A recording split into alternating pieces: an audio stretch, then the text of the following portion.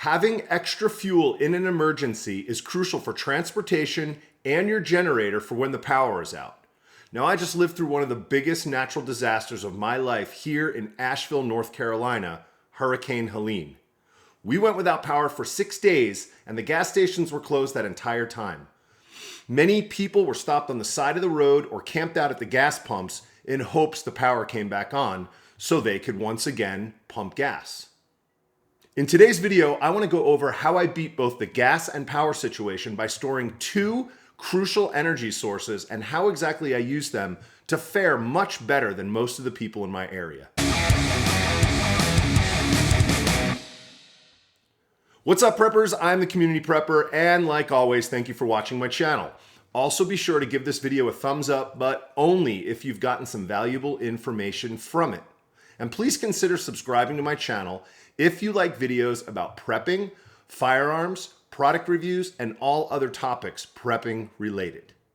In this video, I want to go over how I store and use both propane and gasoline, gas treatments that extend shelf life, and I will also be doing a short product review of what I think is the best fuel jug on the market.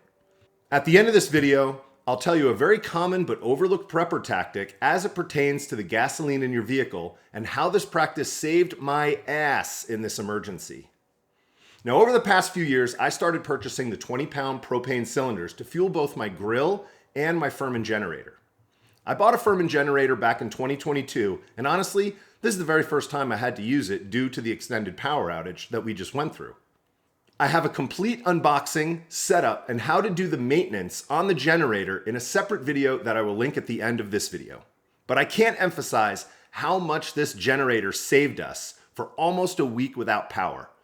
We were able to save hundreds, if not thousands of dollars worth of frozen foods in both our refrigerator and our big freezer chest that we keep in the back laundry area. Also worth mentioning was the ability to run lamps and the television. When you're in emergency situations, tensions and stress can run high. Having the simple convenience of lighting and TV for entertainment definitely helped calm our nerves. I am confident in saying that what I paid for the generator paid for itself in the amount of both food we saved and the creature comforts we are used to in modern times. The main reason I purchased propane tanks rather than use the swap out system we all see at the stores and gas stations is because I knew when an emergency strikes, those would quickly be sold out in a matter of hours. Yes, the propane tanks can be expensive, but like everything in prepping, slow and steady wins the race. Once you own the tank, it is significantly cheaper to refill the tanks on your own than use the swap out method. Currently, the price of the swap out tank costs about $25 each. Now, I refilled all of my used tanks yesterday, all 6 of them, and it only cost me about 90 bucks. When you compare the $25 to one tank versus the $90 it costs to fill all of them, you begin to see the savings. Apart from the initial costs, another concern if purchasing propane tanks can be where you store them, especially if you have limited space. Fortunately, I have a garage in my home with an entire shelf dedicated to my 6 propane tanks and my 6 gas jugs. Many of you may not have the storage area and may be tempted to place your tanks in your home. This is a bad idea. Leaks are unlikely, but they can occur, and you wouldn't want to be inhabiting the same area where propane gas is present. If you do have outdoor storage for your tanks, know that propane is one of the most stable combustibles, and it's possible for propane to be completely safe and efficient to use indefinitely. Of course, this is under optimal situations, such as storing your propane away from heat sources, and it's recommended that you also store them on flat surfaces in a well-ventilated area due to the slight possibility of gas escaping. Also worth mentioning that propane tanks are rated to be inspected at the 12-year mark of its manufacturing date. During this inspection, it is possible to get a rating good enough to extend safe usage of your tanks for another 5 to 10 years. Now, as preppers, take this with a grain of salt. Stated expiration dates are usually much longer in reality. Like all of my preps, I rotate the stock using the oldest first. I really only use propane for my gas grill or my portable Mr. Heater. Usually takes me a while to go through a single propane tank, let alone 6. But I almost went through my entire supply of propane in the 6 days we were without power. Not to get too into it, but we used the generator throughout the day and night to keep mostly the freezers from thawing and to power electronics, and yes, like I stated earlier, we watched some TV. I also read 2 books in this outage, and I don't normally watch too much television, but it was a welcome creature comfort when the shit was hitting the fan. Again, for a very in-depth review of my generator, check the link at the end of this video. Now that we've covered propane storage, let's move on to gasoline. I keep 6 jugs of stored gas in my garage at all times. These jugs are 5.5 gallons each, and I found at the VP Racing brand to be the best type of containers, and I'll explain why. But first, a quick history lesson about the federal government involvement in forever ruining the traditional gas can. Like most lunatic laws, the idea of regulating the traditional gas can started in, you guessed it, California, around the year 2000, in the hope of lessening vapor spills and making them more childproof. This idea was adopted by our federal government in around 2009, and from that point on, all commercially available gas storage containers needed to meet standards set forth by the EPA to be more environmentally friendly. The new law stated that spouts will need to close automatically, and the use of the vent cap will no longer be allowed. What these laws led to was crappy designs and, in my opinion, made spilling gas a whole lot easier. Furthermore, have you ever stored gas in one of these containers? When the gas gets warm, the plastic expands like a balloon and can even burst. Gas expands and contracts unlike any other fuel. Even if the newer jugs had the silly pour spouts, but they kept the vent, this part could have been easily avoided. Once again, government intervention made a non-problem into something worse than it was. For all of the reasons above, I purchased VP Racing Fuel's 5.5 gallon gas jug. They're also made in the USA.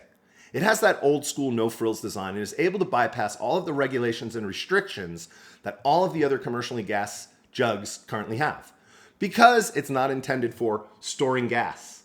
They're also designed for racing fuel. For those of you listening and not watching, I did put air quotes around storing gas and racing fuel. Of course, they are designed for using it like all the other gas cans you've had prior to 2009. But there's always a loophole when it comes to government overreach. What makes these dreaded gas jugs so evil is they don't have any weird springs or buttons or levers on the spout. They also have a fully automatic vent cap that allows for rapid fire pouring. Most gas jugs currently available at stores are all governmentally regulated to pour like crap. I have a few of the newer designs and they are garbage. In government's attempt to make them more environmentally friendly, all they did was force companies to make subpar spouts that spill gas everywhere. Also, good luck holding a 5-gallon gas jug upside down for 4 minutes while it slowly drains into your tank. Unless you have arms like Arnold, 5 gallons of gas is heavy, 6 pounds per gallon. Holding 30 pounds doesn't sound too difficult, but holding the jug in a prolonged, awkward position will quickly tire you out. Now let's take a closer look at VP Racing's 5.5 gallon fuel jug. I ordered these on Amazon and I got the 4-pack deal for $150. Each jug also came with its own pour spout. Be mindful when purchasing these in the store because not all of them come with the pour spout. I will link the Amazon link in the description below if you are interested in purchasing this. Before I end this video, I want to quickly address how to store gasoline and the system that I've been using for years to assure the gas stays fresh. Under optimal conditions, such as away from heat and sunlight and in a properly sealed gas container, regular gasoline can be stored up to 6 months, high octane can last up to 9 months, and diesel can last about up to a year without any gas treatments. Gasoline in your car's tank can start to degrade after only a month due to your gas tank not being airtight. You can also use a fuel stabilizer to extend the shelf life of your gasoline. Most fuel stabilizers for regular gasoline can extend its longevity up to 12 months without worry, and some even claim up to 2 years. Fuel stabilizers are relatively inexpensive, and they clearly state the directions of the mixing ratios on the bottle. These gas treatments work by neutralizing chemical reactions such as oxidation and prevent water from getting in the gas. Water getting in the gas can reduce octane ratings, and they prevent evaporation. Fuel stabilizers are perfect for equipment you may have sitting for long periods of time, such as lawnmowers or snowblowers. Now, I currently do not use a fuel stabilizer in my gas. Rather, I've been doing a simple practice for many years to ensure my gasoline stays fresh. I simply dump my gas jug into my truck every 6 months. Whenever I refill my gas jugs, I put a note on the shelf with the date I want to do this again. This practice has assured me that my stored gasoline stays fresh and will be usable in a future emergency. Finally, now for my simple tip on gasoline that saved me during the disaster we just lived through here in Asheville. I always fill my tank when it's halfway to empty. If my tank is half full, it's empty. We really had no idea how damaging the storm was going to be, and we definitely didn't know that the power and gas stations would be out of commission for almost a week. Having the full tank of gas allowed me to get into work, help out my neighbors with food, water, and ice, and to visit and document the damage around town. I also had peace of mind that I had gallons and gallons of fuel stored in my home if the disaster lasted even a more extended period of time. I hope you enjoyed this video and learned a bit about storing fuels for an emergency. Here in North Carolina, we just went through one of the worst natural disasters in its history, especially for a mountain town where hurricanes were definitely not on my bingo card. But we prepare for the unknown. We prepare for emergencies like this to ride it out by utilizing our preps to come out on top. Be sure to give this video a like and please share it with someone who you think will benefit from it. Thank you for watching. Store some fuel and refuse to be a victim.